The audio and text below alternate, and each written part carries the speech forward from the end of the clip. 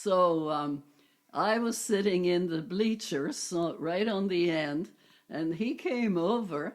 My heart was thumpity thump, thump, thump. And I thought, oh my God, he's going to talk to me.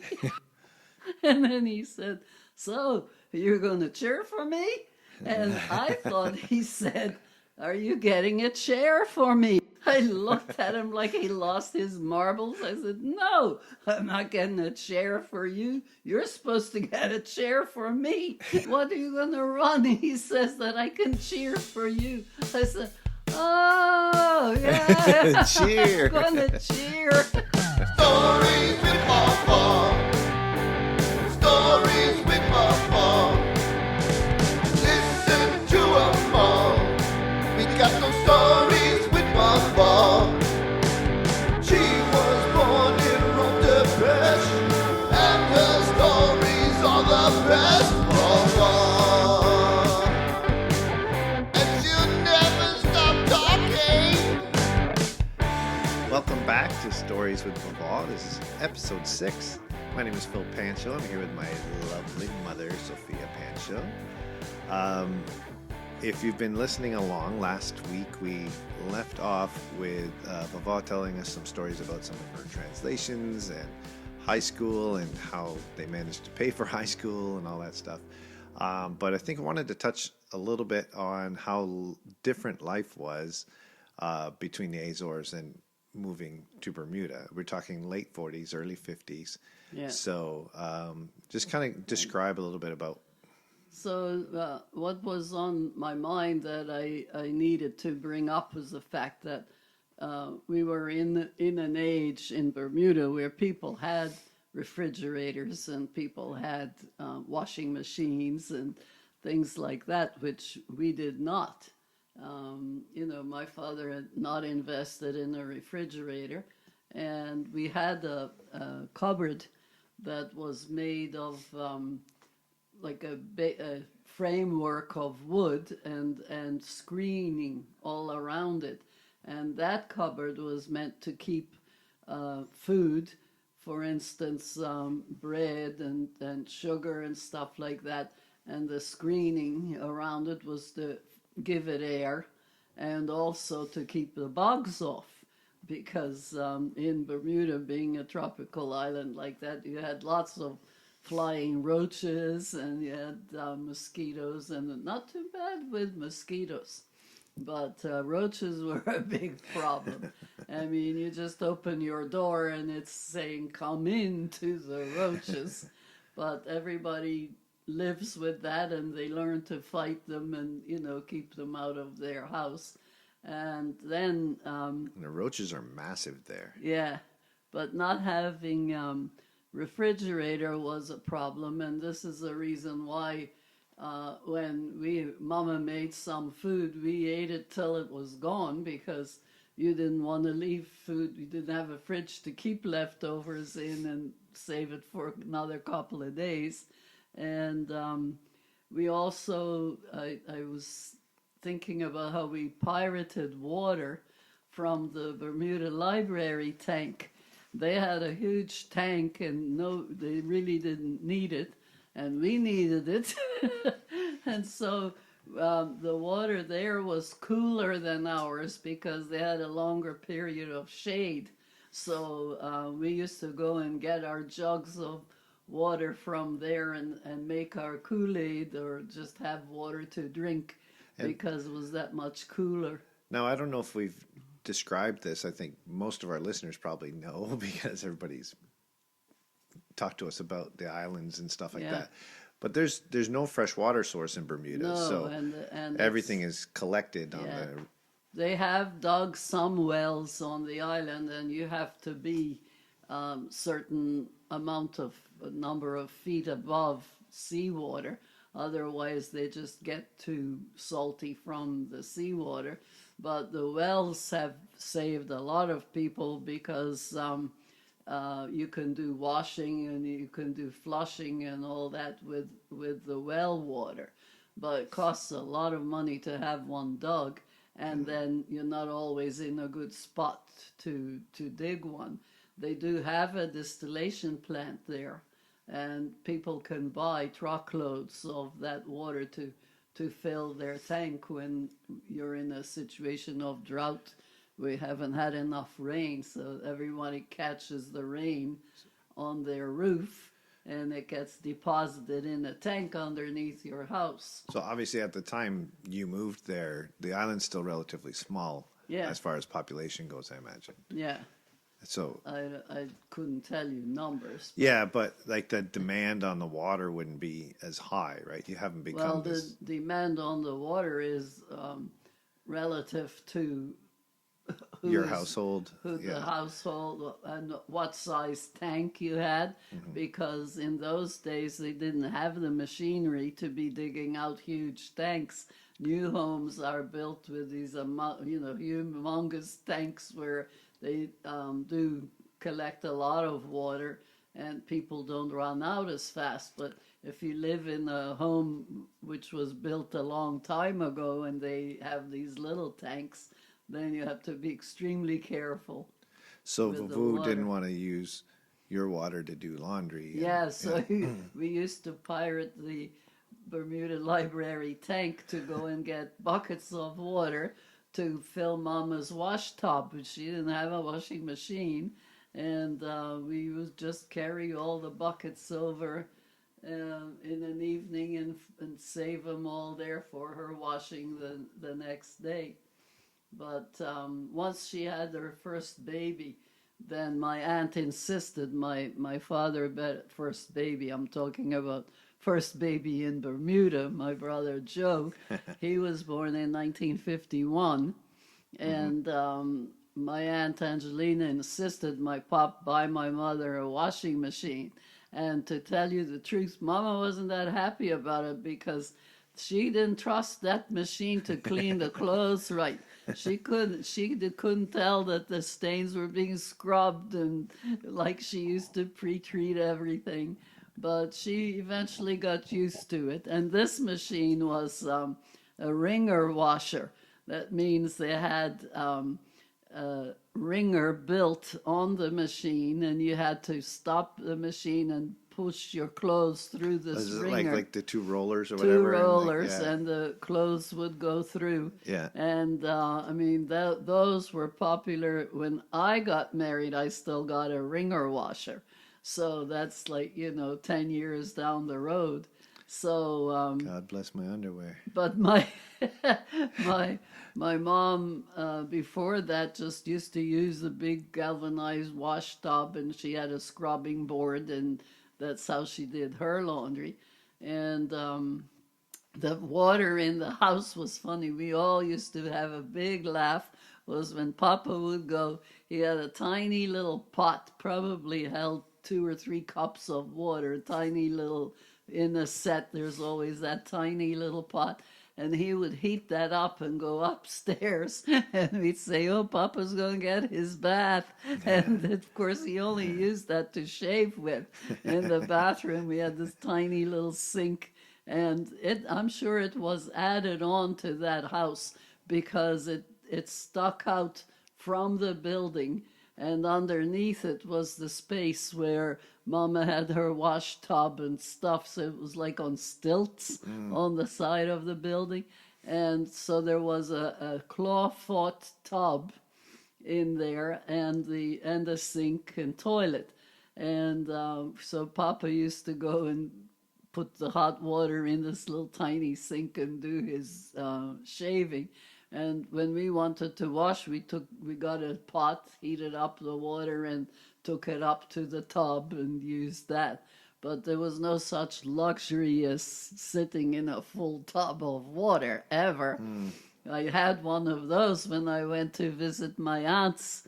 When I graduated high school, I had a trip to Boston, and my aunt ran me a big tub full of water for a treat. She knew how much that would mean. Oh, yes. Yeah. It meant a lot. So, and then Mama's stove, I actually looked it up to see if there would be some picture or something that I could show you what the stove was, a kerosene stove, and it was don't know what to compare it to. Looked like a little desk, well, a stove, but it had a couple of burners and a bottle of the oil on the side for burning. And the stove was a portable container that you put on top of the burners when you were going to bake bread. Oh, wow. And I still marvel at how they could even control the heat. It had a heat gauge on the stove, so you could tell how hot it was. But Mama got the hang of it real quick because she wanted to bake bread. She didn't like the bread you'd buy in the store, so, and she always baked her own bread. But after a while, this was an old stove. Somebody, probably Papa bought it off somebody else, but a couple of years, I think it was after Joe, she got the Cadillac model, and that was pretty green, shiny metal, and an extra burner, and the stove was bigger. I mean, the oven was bigger, and she just loved that thing, you know. And eventually, we didn't have gas for a long time. I don't even remember. Yes, we had the cylinder gas outside in the backyard, so where the gardens and the clothesline and everything was, yeah. So Interesting. anyway, So it's like I think about how we do our shopping now, and we've all have refrigerators and stuff like that. Yeah. So obviously, your fresh meats and stuff would all have to be something that you pick up that day, yes, like the fish yeah, or well, yeah. whatever it is that you're going to be cooking. Everything, yeah. Yeah. You just went to buy what you needed for the day. And it's, you know, many years later when my brother Michael got married in England, we stayed with his wife's family, and she didn't have a big refrigerator. She only had the little tiny one, and meats and everything just got left out overnight, covered over. But it wasn't that hot in England, you know, so with the coolness of the room there, it wasn't no big danger. But nobody was that concerned about having a big refrigerator, you know. Right. That first Christmas when we went to Bermuda, I saw that you made a note about alert that this talks about Santa for children, but I don't think it's going to involve any of our little ones. But my aunt, of course, was warning my mother, you know, don't get into the racket.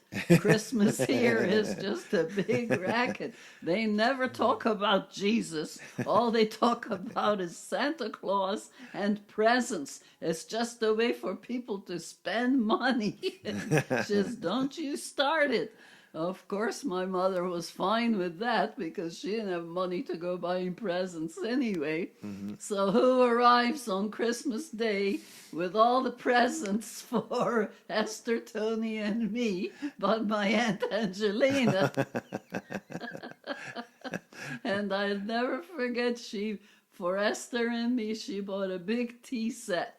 Was this box with all the tiny little saucers and plates and everything, and a teapot, and we spent hours playing with that set. And it was real china in those days. It wasn't plastic. The little plates and everything were of china, so we were very careful with it. And of course, she had cowboy holster and guns for my brother Tony. But she was always the first one to say, don't you go buying presents.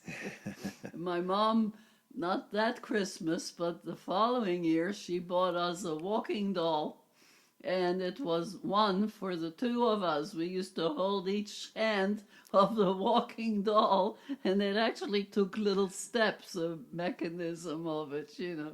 So we didn't graduate to wasting money on presents very quickly. You know, that we had a lot of other stuff to cope with on their budget. Of course, the food was entirely different story because Mama could make all her special dishes and everything. At any time. Yeah, So, at any time. so that kind of made, did she still stick to making all those special foods at those times, or No, was it because stuff she that could make, like, especially like rice pudding. That's something we all loved, and she made it a lot. To the point where we told her, you know, that's enough rice pudding for a while. But anything, but when the occasions came where we traditionally had the sweets, she always made them then. You know. right. So we should get now back to Delwood School when at this point I'm finishing. I was in standard 3 was the second class I was in when they moved us out of the lower remove, and then we went to Lever's class, and then it was in Lever's class that I saw my Michael. And because he was in Lever's class, he was a year older than me, so he was already there. And because he wasn't going on to secondary school, the teachers there made a deal with him that he would stay in school and do extra math and stuff. They didn't want him going right out at age 14 to go to work. So they actually gave him 2 extra years in their school, and he used to help in the fields and help the sports teacher paint the lines and all kinds of stuff like that. But I'm going to leave that to him. He's going to tell you about his story of, you know, when he grew. But I remember meeting him first. I spotted him because he was prefect, or what you would call a hall monitor, and was a girl prefect for the girls lining up and a boy prefect for the boys lining up. But he was always, he had everybody under control, but you never heard him yelling and screaming at him. Some of them, you know, they just wanted to be big guys and they're yell, you stop, blah, blah. Grandpa never was like that. Very calm, and he'd get people to behave and walk in line like they were supposed to. Then we get into Lever's class. Lo and behold, he's in my class. I can't believe it. This hunky guy. He was a head taller than everybody else. And then we never talked. The first conversation I had with him was on school sports time, and that the inter-school sport, not inter-school, just our sports day, our school, and they were doing races like, you know, 3-legged races and relays and jumping and all that. And of course, I was never a sports person. I couldn't do anything, but they had an event that I could do, and that was the obstacle race. So anybody could join the obstacle race. So even then, they were thinking about including everybody, you know, so they all felt important enough because they were in an activity. And that worked for me because I couldn't do the running and jumping and all that. So I was sitting in the bleachers, so right on the end, and he came over. My heart was thumpity thump, thump, thump. And I thought, oh my God, he's going to talk to me. And he said, hello. I said, hello. And then he said, so you're going to cheer for me? And I thought he said, are you getting a chair for me? And I said, I looked at him like he lost his marbles. I said, no, I'm not getting a chair for you. You're supposed to get a chair for me. And he looked, he says, well, you're not in anything. And then I didn't know what he was talking about. I'm not in anything. Said, what are you going to run? He says that I can cheer for you. I said, oh, yeah. Cheer. I'm going to cheer. So, Well, you got to admit, though, that Bermudian accent can be pretty tough oh, sometimes. yeah, because of the way they go and they cheer. I remember as a kid when we were at Vavo's place. We were staying there in the summer for a bit. Yeah. And the kid next door comes by. I can't remember his name even now. You want to go to vacation Bob school with me? Like, what? Vacation Bob school. Like, what? So I went in, I asked you, he wants to know if I want to go to vacation Bob school with him. I think you just started laughing. It was Bible school. Oh, I don't want to do that. Yeah, the accent really, if they're talking quickly and all, you just lose you don't know what they're saying in lots of the words. But yeah, it's actually very amusing when people try to imitate and they would put on shows and do that. Yeah. I remember the one play where the girl came out, the English teacher called her because her son was having problems with English class, and she said, oh, you just really have to understand, it's hard to listen to him. His vowels are so hard. And she said, what? My son's vowels ain't hard. I gives him milk of magnesia every day.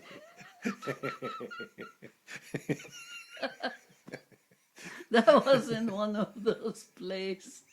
I think they were called Amom. Amom. Because the Portuguese do, the Bermudians do a lot of Amom. Do you know so and so? Oh, boy.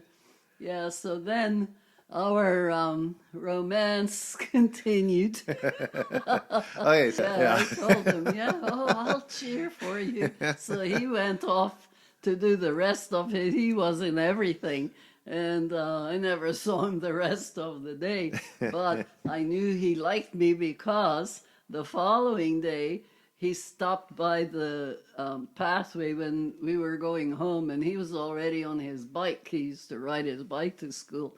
And he stopped by the gateway wall there and waited till I came by and said hello to me. So that was our courtship.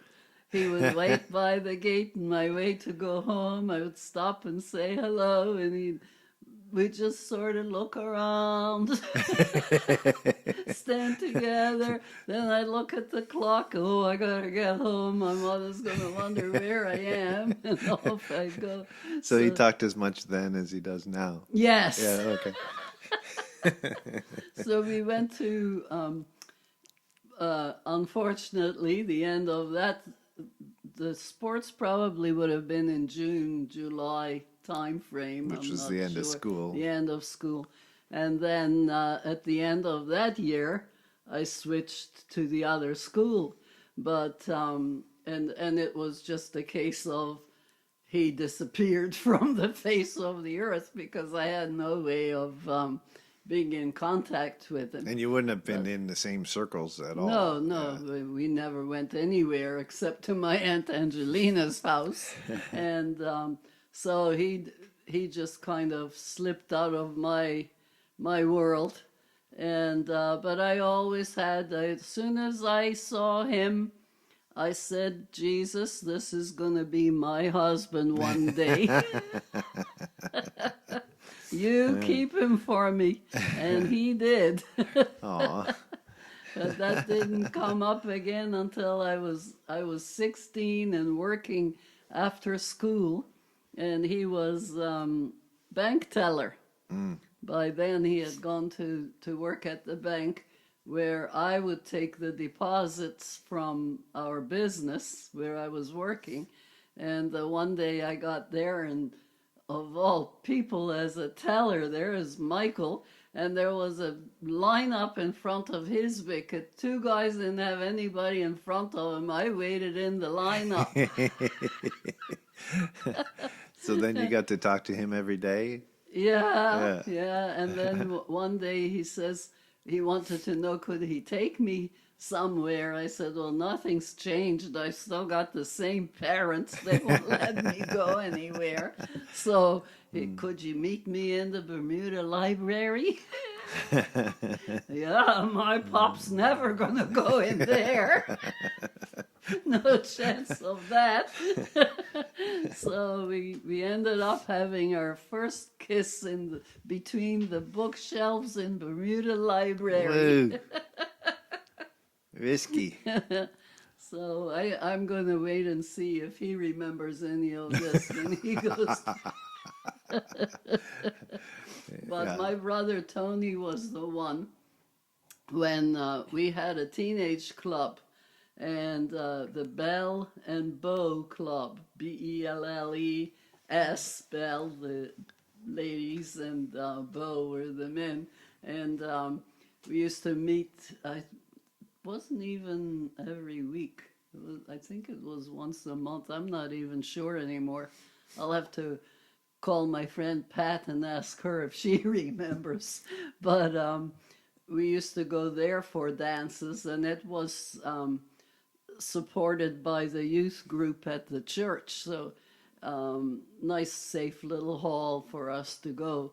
And my brother Tony would say he was taking me. We'd dream up somewhere, and then he would drop me at the club, and then we'd meet back at the gate to come home later. Oh, so he didn't go with you. No. And basically, you guys made up a story for your dad. Yeah. and that's how we had any dates together, was always cheating my parents or lying to my parents. They didn't give us a choice. We had a choice to not go at all, or lie to them, say we were going somewhere else. They never worried about where Tony was going. And then if I was going with him, they didn't worry about that. Yeah. So I just had to be chaperone. So that was the tradition. And that's how we did it. So how old are you now? It's like 16, 17? Yeah, but by the time we went to that club, we were in high school, so maybe 15, starting at 15. So at that time, so now you're To begin with, at that club, Michael wasn't there. Your dad wasn't there. Oh. It was later that he came along after I saw him in the bank, and then he would come to those dances. Oh, as okay. well. So you just went dancing, and Oh yeah, It was I'd just go something to anywhere. do. Just get me out of that house. oh, I thought you were going there specifically to see him at that time. No. But no. Well, Later. later after we met again in the bank, and I know by then I was 16, and I would graduate the following summer when I was 17. So how long then did it take at that time frame? How long would you wait to tell your parents about this? Oh, I didn't have to tell them. Everybody on the island told them. Papa would come and say, so-and-so told me he saw you walking with a guy over on whatever the street was. I said, yeah, I was walking with him. And he'd say, well, you think that's right? I said, absolutely. We weren't doing anything but walking together. He did smack me in the mouth once for back talking to him.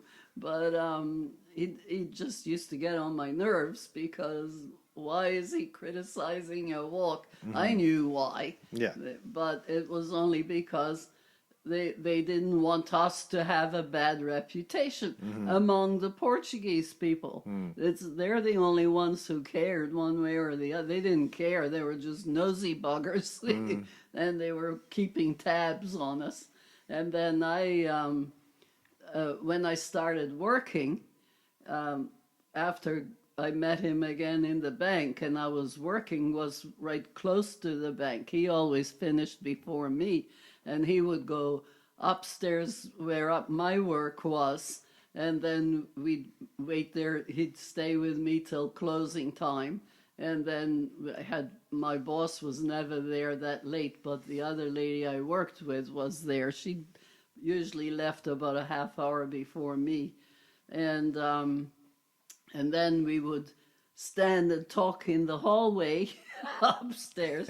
And little did I know, the Portuguese barber was next door to us. There were two guys who owned a barber shop, and they were Portuguese.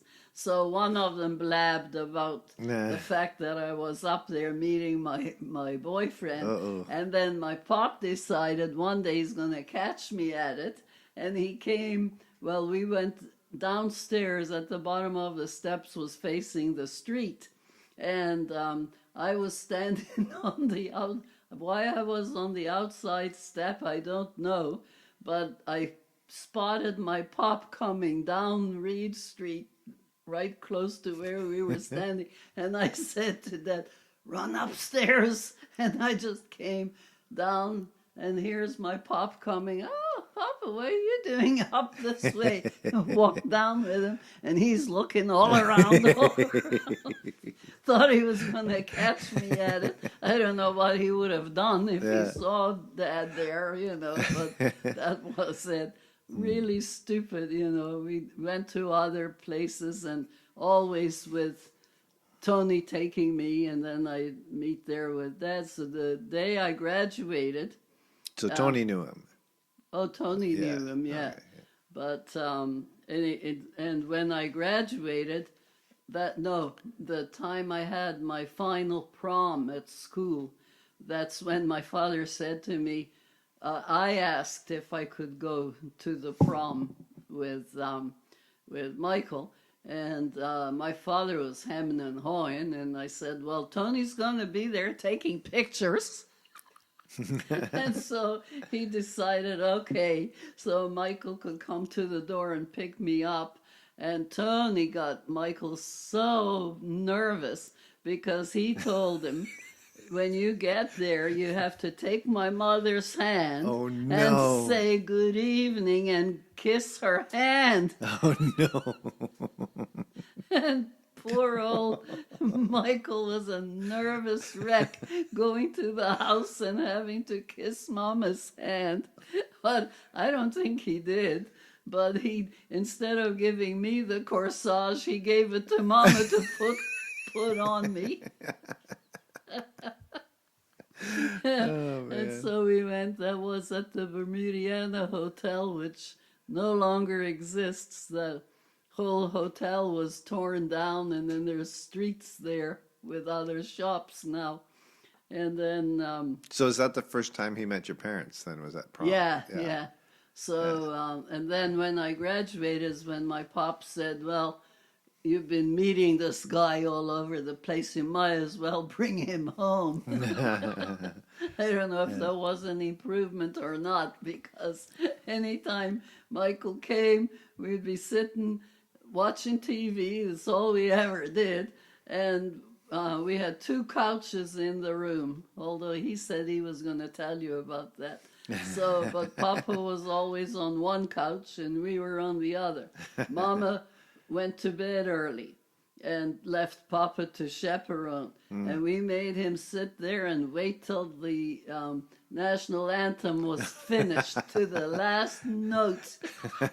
And to close down the TV, that was at 11 o'clock at night. Wow. And he pretended he was sleeping, but we knew he wasn't. Oh, boy. So then he would, by that time, probably had a moped or something that would get him home? Yeah. By that time, he did have the moped. Yeah. So then as you're courting after that, I remember you guys were telling stories, like if you went out, then they sent, was it Joe with you? They sent Joe with you. Oh, yeah, obviously it was Joe. Just going out, my brother Joe was 9. Let me think. He was born in, that's when we were married. He was 9. Well, so he would have been probably 7 or so. But he was we would just go to sit in the back in the park, the benches in the park in our backyard, just about. But always had to go. Joe had to go and be with us while we were out there sitting, and he'd come to the house on Sundays, and of course he loved Mama's food. She always had him eat supper if he could. Sometimes he felt he had to be home with his mother. But that was our courtship in and out of the park. Just there was nothing else we could do, you know, except to go to the occasional party or something that Tony would smuggle us out. Okay, so now you guys have courted. So how long after that was that before? Well, I mean, in the 6th grade, you knew you were going to marry him. But how long was it after that? Because this is all kind of happening pretty quickly now, right? Because Yeah. you're 17 years old. That puts it Yeah. at 1957, No, 58, yeah. Well, I graduated in 1957, 57. and then yeah. we had a 2-year courtship. We married in 1959. Yeah. So how long after prom then is he proposing to you? He proposed to me on my graduating night. He did propose to Yes, you that he night. did. How could you leave that out? Is that for him? Oh, did I leave? Yeah. You know, we went to prom and then we started seeing each other. Oh, yeah, it's all like, you know, it's there, but who talks about it? Yeah. Yeah, he proposed to me under the Bermuda Library porch on my graduating night. And he came to take me home. Norman Rapost drove us. And because he went to after graduation, we all went to a hotel for a dance. And then Norman drove us home. And then that's when he asked me if I would marry. He said, I know we're still quite young, but when we're old enough, you marry. When we're old enough. Oh, wow. But yeah, my pop was all in favor of the marriage after that because he knew he wasn't going to get much more money out of me. It was a routine that I come home with my money handed to them, and they might give me a little bit spending money. But anything I needed, I just had to ask for it. Mm-hmm. And if Mama agreed that I needed it, then I would get my money. You know, then that's the teenager battle between what you need and right, what you want. Right. But she was always there. And when I got married, to fix the house, you know, little doodads and things, she bought everything. But as far as our big furniture went, then we had enough money. We bought a fridge and stove, but we bought the couch and chair on time. And that was, like, in our mind, a huge, huge debt to be working off. I don't remember the amount anymore. But he was making fair wage, but my job was never a high wage job, but I was comfortable there, and but at this time your parents are still living in the park? In the park, yeah. They didn't move until it was after Michael was born in the park. So Michael was born in 1960, and they bought their house. I think Michael would have probably been 2 or so when they bought, because when Mark was born, they were still in the park. He was born in 62. So they went from the park to where they lived off of Ord Road in Warwick, That's the only house they ever owned there. Yeah, and that was all because the corporation people put the rent up. Oh, I'm paying no rent. He figured, he knew up to that point it was fair rent. When they put it up, it was stealing his money. So that's when he decided they'd go. And that's the other story about my pop going to buy his house. Did you want to fit that in, or we have? Are we Yeah. out of time? Yeah, so he doesn't like his rent. So then, He found this house, and he needed the money to buy it. But first, it was a down payment of something like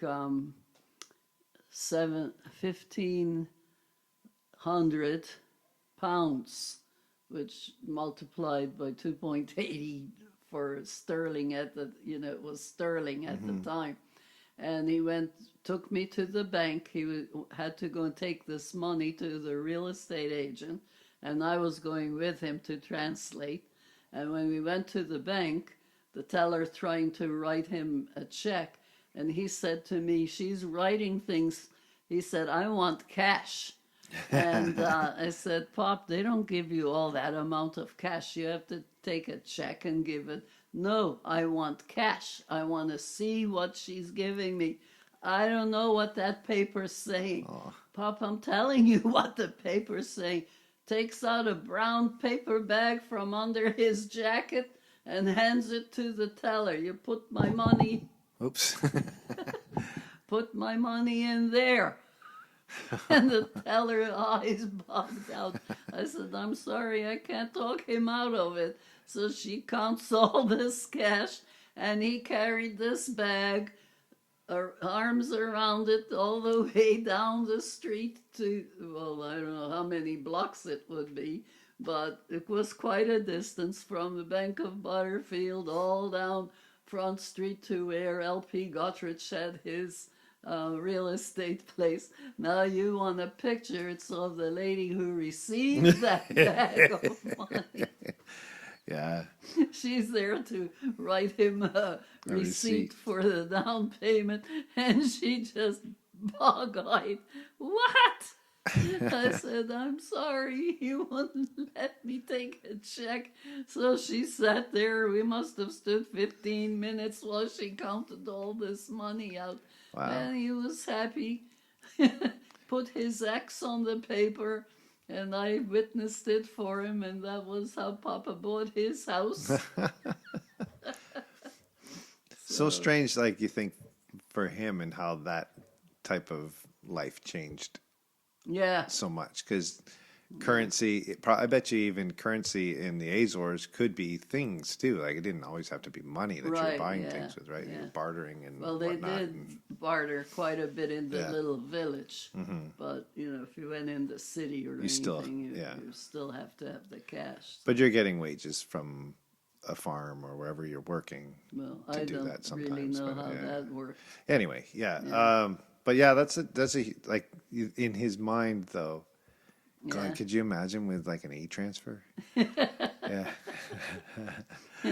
That would be like Mama with the fax machine. Yeah. That's another That's story. a good one. Yeah, you can bring that in later. But Yeah. well, that was a fun one. We're gonna get Grandpa's side of the story next week, Yeah. and then hopefully he says something. And I asked him the other day, "What are you going to say when you start getting interviewed?" He said, "You mean from when I was small?" I said, "Yeah." "Oh, I was a bad little bugger when I was small." well, those stories should be fun. Yeah. Oh man. Well, I guess that's brings us to the end of another episode. So Yeah, that's good. until next time. Till next time, tabengan stishkiza. Okay, bye. See ya. Bye. So thanks for listening to another episode of Stories with Vavo. If you like what you're hearing, make sure you subscribe so you know when the next episode's coming. Don't forget to like. And then if you have any questions, post them in those comments down below and we'll see if we can get Vavo to answer them for you. Thanks again, and we'll see you next time.